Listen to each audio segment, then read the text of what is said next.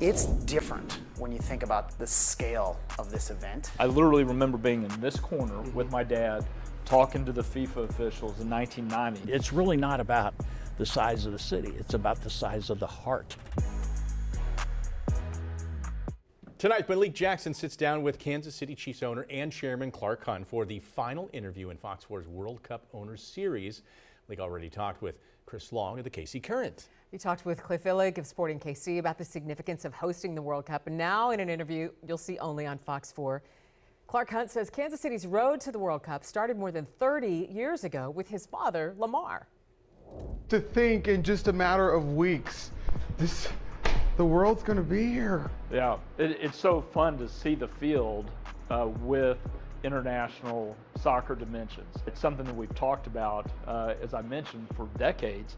I literally remember being in this corner with my dad talking to the FIFA officials in 1990, trying to describe how we would get this kind of width. Soccer runs in Clark Hunt's blood. His father, the late Lamar Hunt, a trailblazer in American football, helped form the National Football League and named the Super Bowl after his children's toy bouncy balls. But it is Lamar Hunt's investment in soccer that primed Kansas City and the U.S. for the World Cup. Hunt founded a team in the North American Soccer League in the late 1960s and in the mid-90s became a founding investor in Major League Soccer. He owned the Kansas City Wizards, who played at Arrowhead. The team later rebranded, becoming Sporting Kansas City.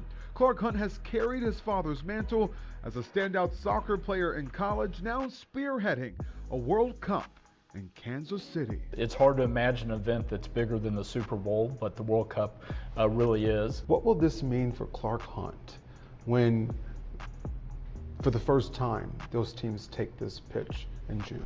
I'll think a whole lot about my dad because he loved the sport.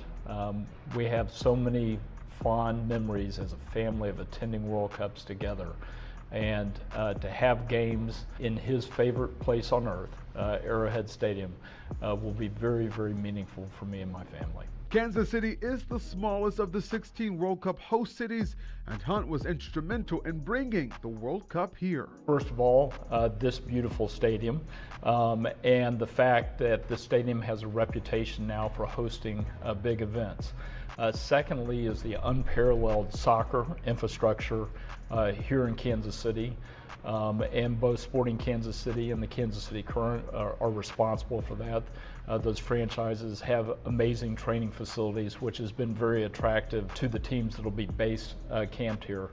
And then thirdly, I would say it was the job that the bid committee did of really selling FIFA on what a special place Kansas City is. FIFA leaders were at first skeptical when they landed for a visit in the city of fountains. With their decision, it appears they left convinced.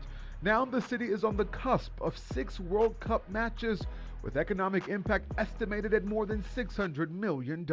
I think more importantly will be the legacy.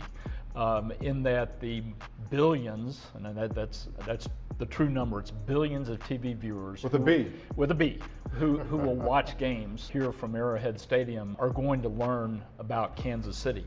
And I would expect over time that'll have a very positive impact on the city from a business standpoint and also from a cultural standpoint. As a spectacle, there's really nothing like it. It's the greatest sporting competition in the world, as you alluded to. What is it going to be like to have a quarterfinal match here? I mean, that's huge. Literally, the eyes of the world will be on Kansas City that evening. Predict what the atmosphere is going to be like in this stadium when Argentina kicks off for their title defense. What is it going to feel like? I think we're going to see thousands of Argentinian fans with their very distinctive national team jersey on. You can just imagine Lionel Messi stepping onto the pitch and making that first touch on the ball. It's going to be something that I think everybody will remember. Hunt has attended 12 of the last 13 World Cups. He first tried to convince FIFA Kansas City was ready nearly 4 decades ago. He understood the work to turn this field into a pitch.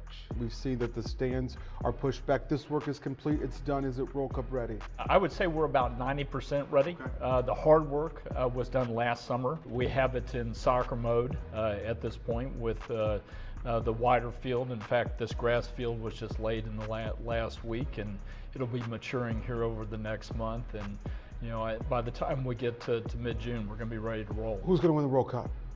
Well, I'm going to jump out there and say the U.S. I think that's the only appropriate answer. Because I am a homer. So. On June 16th, when Lionel Messi and the defending World Cup champs Argentina take the pitch here at his father's favorite place. Will it be an emotional moment for you? Yeah, 100%. 100%. I'll stand up there with my siblings, and we'll talk a lot about my dad and how much he would have been thrilled to know that Kansas City finally got World Cup. You ready? I'm ready. You ready? Let's go. As for what Clark Hunt will be enjoying as he watches World Cup matches, he says a Diet Coke, chicken tenders, onion rings, not fries. I don't know how popular of an opinion that is, Mr. Hunt, but that's what he likes. 29 days, Kansas City, until Argentina and Lionel Messi take this pitch in our city, and they start their quest to repeat as World Cup champs. I'm Malik Jackson here at Arrowhead. Fox 4 always working for you.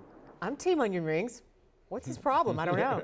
A total of 70 World Cup matches will air here on Fox 4 between June 11th and July 19th. So 4 of the 6 matches being played at Arrowhead you can see here. And we have this full schedule of all the games. Scan the QR code there or go to fox4kc.com/World Cup.